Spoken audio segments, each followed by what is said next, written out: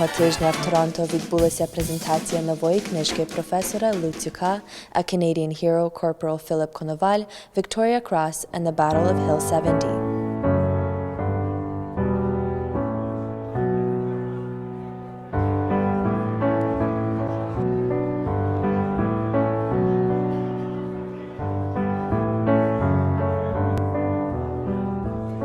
Книга професора Луцюка описує героїчне життя Филипа Коновала, канадця українського походження, єдиного українця, кавалера Хреста Вікторії, найвищої та найпочеснішої нагороди за мужність.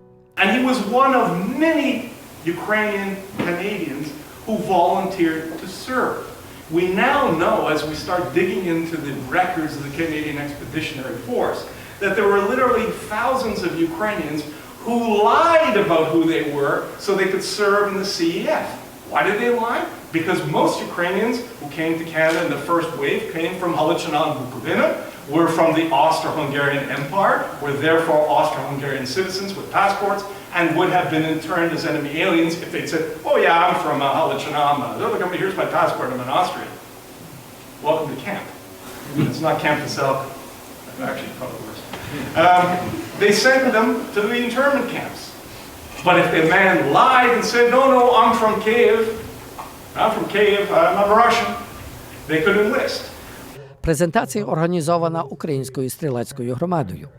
І громада вирішила тут відзначити професора Любомира Луцюка нагородою, яку представив йому голова стрілецької громади пан Андрій Соханівський. When Philip Konoval and many others were wounded or killed at the Battle of Hill 70, their names were not recorded in the war diary of the 49th Battalion. It was just a number. So these are all the men who were wounded on the same day, and there's highlighted in the bottom is his number 144039. That's Philip Konoval. How do we know our own history in this country if names are misspelled, if ethnicity is misidentified?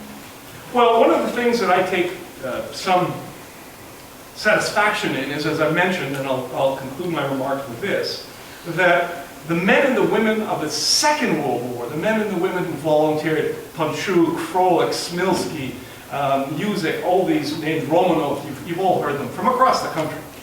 The men and women who served in the Second World War, the refugees, our own parents and grandparents.